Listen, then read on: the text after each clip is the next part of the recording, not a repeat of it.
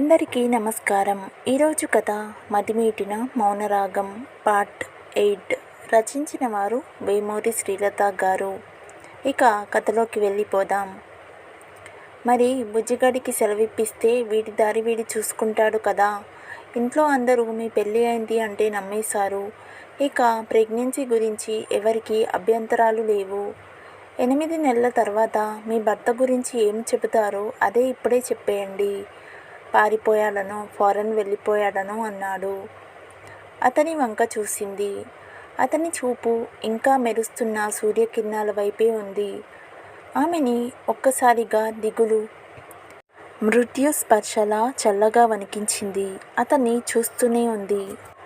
తాను మొన్నటి నుండి అతని రెక్కల కింద ఒదిగిన గువ్వపిట్టల ఎంత భద్రంగా ఉందో తలుచుకుంటుంటే ఆమెకు చేయి చాచి ఆ స్నేహ హస్తం అందుకోవాలనిపిస్తుంది.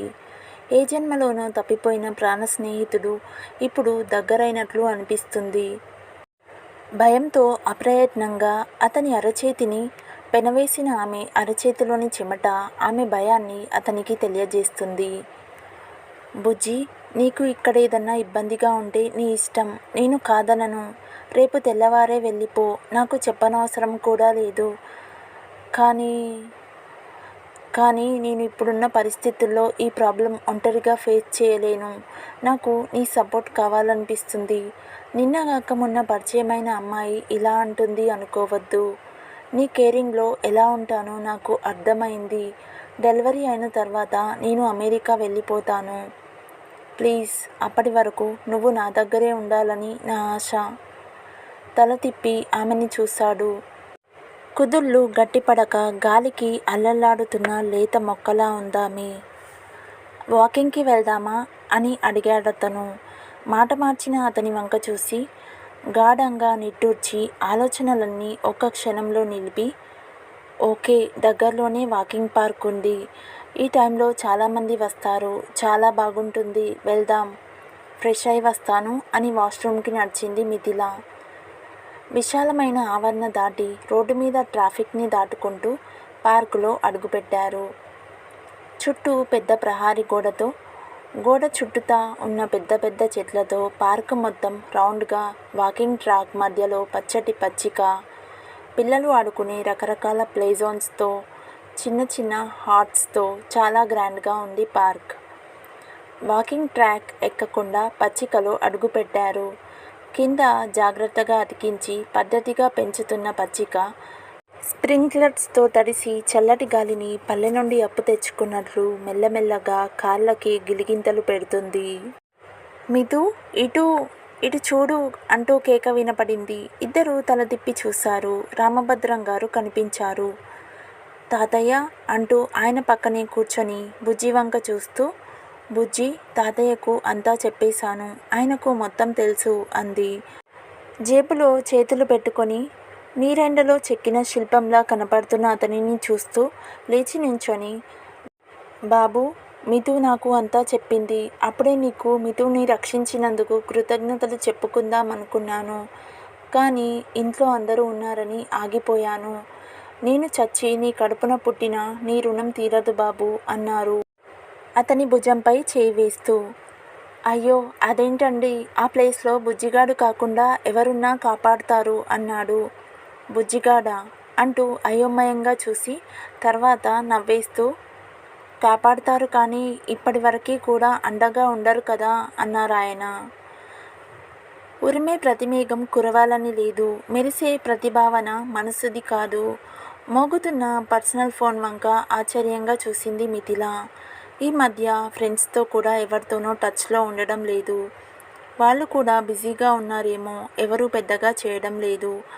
ఏదో నెంబర్ నుంచి కాల్ వచ్చింది. హలో అంది. మిథు, వినిపించిన కంఠంలో మృదుత్వం. ఎక్కడో చిన్న గొంతుకల పక్కకు తిరిగి బుజ్జి వంక చూసింది. ట్రాఫిక్లో వానపాములా కదులుతున్న కార్పై నుండి దృష్టి తిప్పడం లేదు. ఎవరు అంది మొహమాటంగా. నేను గగన్ని అన్నాడు. ఆశ్చర్యంగా ఫోన్ చెవి దగ్గర నుంచి తీసి ఎదురుగా పెట్టి చూసి మళ్ళీ చెవి కానించింది. హా గగన్, చెప్పు అంది. అమ్మ చెప్పింది, కంగ్రాట్స్ అన్నాడు. థ్యాంక్ యూ గగన్ అంది. మొన్న నీతో మాట్లాడడమే కుదరలేదు. నేను బెంగుళూరు బయలుదేరుతూ నీకోసం చూశాను. కానీ నువ్వు అప్పటికే బయటికి వెళ్ళావని మంగమ్మ చెప్పింది. ఇక ఫ్లైట్ టైం అయిపోయిందని వెళ్ళిపోయాను.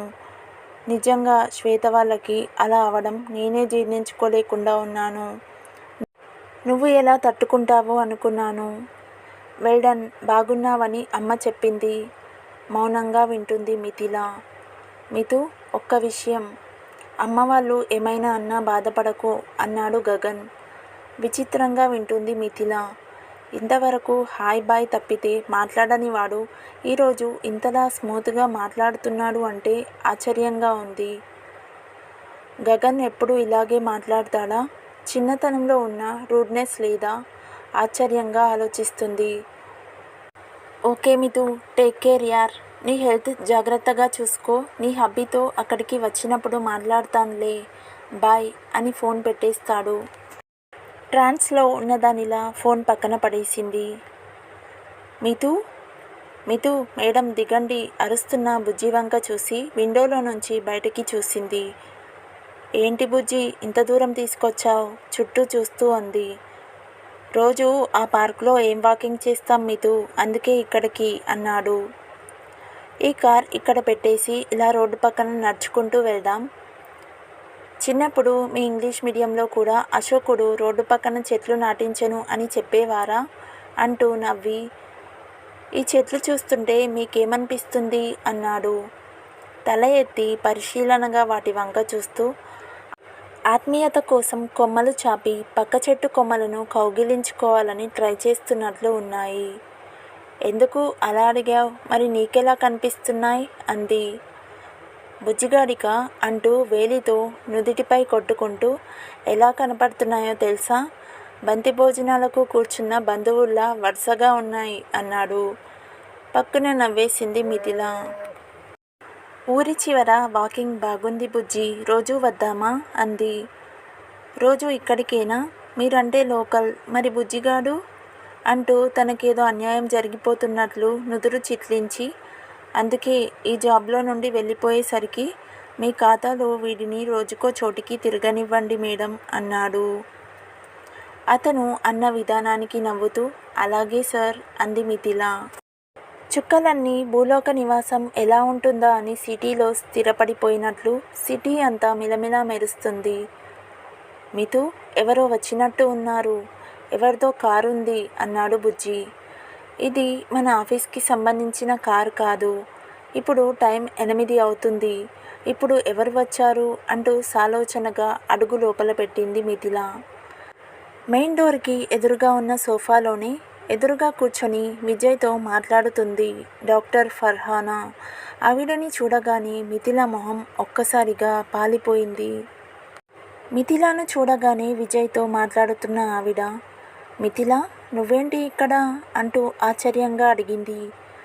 తన కోసమే ఆవిడ వచ్చిందేమో అనుకున్న మిథిల గుండె ఒక్క క్షణం ఆగిపోబోయి తిరిగి కొట్టుకోవడం ప్రారంభించింది. ఇది మా ఇల్లే, ఈయన మా మామయ్యే అంది విజయ్ వంక చూస్తూ. మిథిల మీకెలా తెలుసు అంటూ ప్రశ్నించిన విజయ్ వంక చూసింది ఫర్హానా. గబుక్కున ఆవిడ పక్కనే కూర్చొని ఆవిడ చేయి పట్టుకొని, నన్ను ట్రీట్ చేస్తుంది ఈవిడే అంది గబగబా మిథిల. మిథిల చేతిలోని వెచ్చదనం తన చేతిలోకి మౌన సందేశాలు అందిస్తుంటే మిథిల కళ్ళలోని మూగవేదన ఆవిడను మాట్లాడనీయకుండా చేసింది. మీరు ఇక్కడ అంటూ సందేహంగా చూసింది మిథిల ఆవిడ వంక. ఆ మాటకు విజయ్ విసుగ్గా చూస్తే శాంతి అయోమయంగా చూస్తుంది.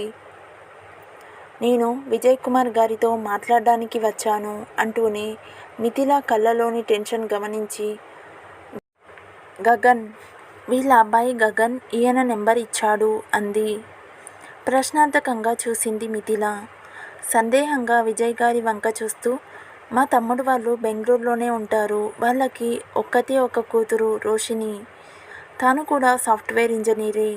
రోషిని మీ గగన్ 2 ఇయర్స్ నుంచి లవ్లో ఉన్నారంట. గగన్ 6-7 నెలల నుంచి ఇంట్లో చెప్పకుండా రిజిస్టర్ మ్యారేజ్ చేసుకుందామని బలవంతం చేస్తున్నాడంట. మేమెవరమైనా మీతో మాట్లాడతామంటే వద్దు అంటున్నాడు. అలా చేసుకోవడం రోషినికి ఇష్టం లేదు. పెద్దల ఆశీర్వాదంతో నికా చేసుకోవాలని తన కోరిక. ఇప్పటికీ తన తల్లిదండ్రులతో మాట్లాడడానికి గగన్ ఒప్పుకున్నాడు. అందుకే మా మేనకోడలు మాట్లాడి రమ్మని పంపింది. అందుకే వచ్చాను అంది మెల్లగా ఫర్హానా. హాల్లో గొడగడియారం చేస్తున్న టిక్ టిక్ చప్పుడు ఒక్కొక్కరి చెవుల్లో మధ్యల మోతను సృష్టిస్తుంది. విజయ్ పక్కనే కూర్చొని ఉన్న రామభద్రం గారు నుంచొని ఉన్న బుజ్జీని చూస్తూ కూర్చో బాబు అన్నారు. మా మితూ భర్త అంటూ చెప్పారాయన అతని వంకే చూస్తున్న ఫర్హానాతో. ఓకే హలో అంటూ బుజ్జి వైపు పరిశీలనగా చూసింది. ఇక ఎవరూ ఏమీ మాట్లాడకపోవడంతో విజయ్ గారి వైపు చూసి మీ ఫోన్ కోసం ఎదురు చూస్తూ ఉంటామండి అని. నమస్తే అంకుల్ వస్తాను అని రామభద్రం గారికి చెప్పి పైకి లేచింది. Okay Mithula bye take care. కొంచెం బాగోకపోయినా ఫోన్లో అయినా మాట్లాడుతాను ఫోన్ చెయ్యి అని చెప్పి మిథిలా తల మీద చేయి వేసి నిమిరి డోర్ వైపుకు నడిచింది. బుజ్జి భోజనం చేద్దామా అని కూడా అడగకుండా నీరసంగా మెట్ల వైపు నడుస్తున్న మిథిలాను ఆశ్చర్యంగా చూశాడు బుజ్జి. అప్పటి వరకు బయటకు వెళ్ళినప్పుడు కూడా కొంచెం హుషారుగానే ఉంది. కానీ డాక్టర్ వెళ్ళిపోగానే ఇంత డల్గా అయిపోయింది. ఏమిటో అతనికి అర్థం కాలేదు. మీతూ భోజనం చేయవు అంటూ కేక వేశాడు. తన మాట కూడా చెవిన పడనట్లు వెళ్ళిపోతున్న ఆమెను విచిత్రంగా చూస్తూ మంగమ్మ ప్లేట్లో కొంచెం సాంబార్ రైస్ పాలు ఇవ్వు నేను పైకి తీసుకెళ్తాను అని మంగమ్మ ఇచ్చిన ప్లేట్ గ్లాస్ తీసుకొని పైకి నడిచాడు. కింద హాల్లో ముస్లిం అమ్మాయిని ప్రేమించిందే కాక మనకు తెలియకుండా పెళ్లి చేసుకుంటానంటాడా? ఆ పిల్ల నచ్చజెపితే మనకు చెబుతాడా? అసలు ఏమనుకుంటున్నాడు వాడు అంటూ విజయ్ తొక్కుతున్న చిందులు పై వరకు వినిపిస్తున్నాయి. నవ్వుకుంటూ గదిలోకి నడిచాడు బుజ్జి. మంచం మీద అడ్డంగా పడిపోయిన మిథిలాని చూసి ఆశ్చర్యపోయాడు. ఒక్క 10 నిమిషాలలోనే ఒంట్లోని శక్తి మొత్తం హరించుకుపోయిన దానిలా దెబ్బతిన్న పావురంలా పడి ఉన్న ఆమెను చూస్తుంటే అతనికి మనసు పిండినట్లయింది. కాళ్ళ మీద ఏదో పారినట్లు అనిపిస్తుంటే నీరసంగా కళ్ళు పైకెత్తి చూసింది. మిథిల పాదాలకు ఉన్న వాకింగ్ షూస్ విప్పుతున్నాడు బుజ్జి. తాను మారం చేసి పడుకున్నప్పుడు షూస్ తీసే అక్క గుర్తుకు వచ్చింది. దుఃఖంతో గొంతు మోగబోతుండగా బుజ్జి వద్దు పాపం అంటూ కాళ్ళు పైకి లాక్కుంది. పర్వాలేదు చిన్నపిల్లలకు ఏమైనా చేయవచ్చు ఉండు అంటూ కొంచెం కసిరినట్లు అన్నాడు బుజ్జి. ఆమెకు గుండెల్లో దుఃఖం సుడిగుండంలా సుడులు తిరుగుతుంది. అతని మాట వినగానే తీరం దాటిన తుఫాన్లా బోరున ఏడుస్తూ అప్రయత్నంగా పైకి లేచి అతన్ని హత్తుక్కుపోయింది. ఆమె వెన్ను నిమురుతూ మిథు నువ్వు గగన్ని లవ్ చేశావా అంటూ మెల్లగా అడిగాడు. చాచా అంత ఏడుపులోనూ ఉలిక్కిపడింది. మరి ఆ ఏడుపేంటి అన్నాడు. అదేం లేదు అని తడబడుతూ మెల్లగా దుఃఖం తగ్గించుకోవడానికి ప్రయత్నం చేసింది. తల వంచుకొని చిన్నగా వెక్కుతున్న ఆమెను చూశాడు అతను. తుఫాన్లో నావికుడు లేని ఒంటరి నావల ఆమె జీవితం అల్లల్లాడుతున్నట్లు అనిపించింది అతనికి. మితూ భోజనం చేయలే హ్యాండ్ వాష్ చేసుకో అన్నాడు అతను. వద్దు నూతిలో నుండి వచ్చినట్లు ఉంది ఆమె మాట.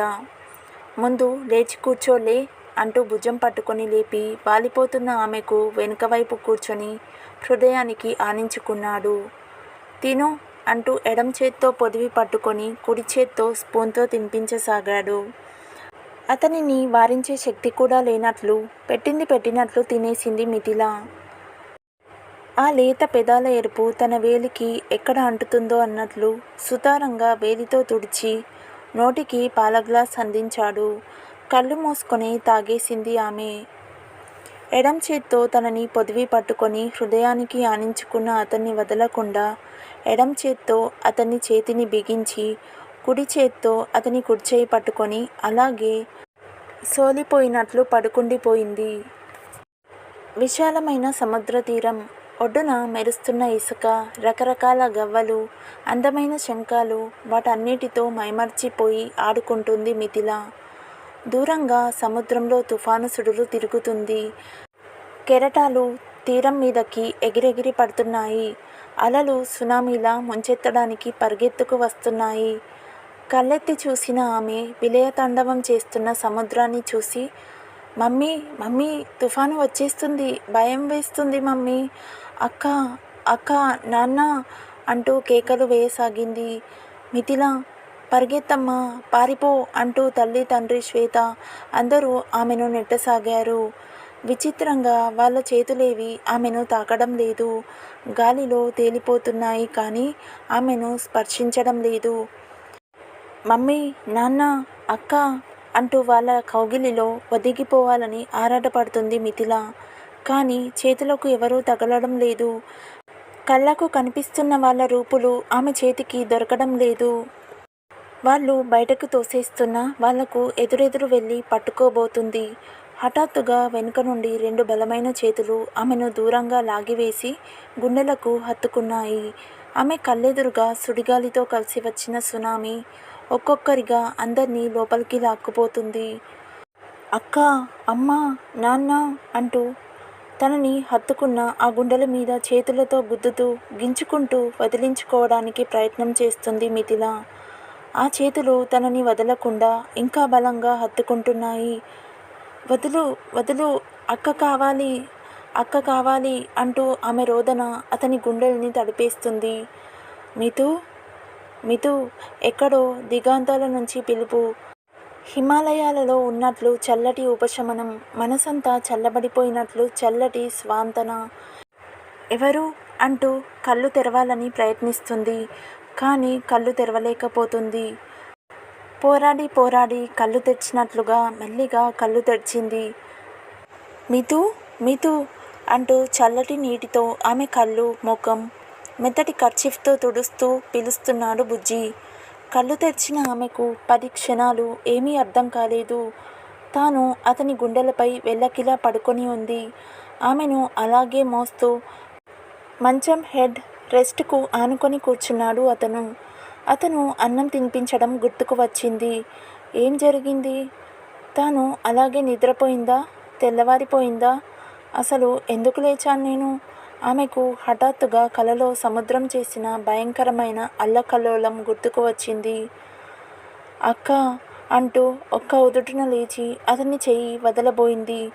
కానీ ఆ చేతుల వెచ్చదనాన్ని, కౌగిలిలోని చల్లదనాన్ని ఏకకాలంలో అనుభవించిన ఆమె మనసు ఇంకా ఆ భద్రతను వదలనంటుంది. బుజ్జి చాలాసేపటి నుండి ఇలా నీ ఒళ్ళోనే ఉన్నాను. నువ్వు లేపవచ్చు కదా, లేదా మంచం మీద వదిలేసి వెళ్ళిపోవచ్చు కదా. చాలా లేట్ అయింది అంది అతన్ని ఇబ్బంది పెట్టాను అన్న సిగ్గుతో. ఈ బుజ్జిగాడికి లేట్ అవ్వడాలు అలవాటేలే. నువ్వు అంత సఫర్ అవుతుంటే ఎలా వదిలేసి వెళ్తాడు? భుజాలు కదిలిస్తూ నవ్వుతూ అన్నాడు. అతని వంక పరిశీలనగా చూసింది మిథిల. రాకుమారి లాంటి సౌందర్య రాశి ఒంటరిగా గదిలో మీద పడిపోయినా చలించకుండా ఆమె సఫర్ గురించి ఆలోచించాడంటే అతని ఔన్నత్యం లెక్కగట్టగలమా? మనిషికి సంస్కారం ఎందులో ఉంటుంది? చదువులోనా, ఆస్తిలోనా, కులంలోనా, గుణంలోనా? సరైన విలువగల చదువులేని ఆవరాగా కనిపించే ఇతను, కళ్ళకు మామూలు కుర్రాడిలా కనిపించే ఈ యువకుడు ఇతని ఔన్నత్యాన్ని కొలవగలమా? ఆమె మనసు ఒక్కసారిగా ప్రశాంతత పొందినట్లు ఆలోచన రహితంగా మారిపోయింది. మిగిలిన కథ నెక్స్ట్ పార్ట్లో చూద్దాం. ఏమైనా మిస్టేక్స్ చదివి ఉంటే క్షమించగలరు. If you like this video, please like, share and subscribe to my YouTube channel. Thank you.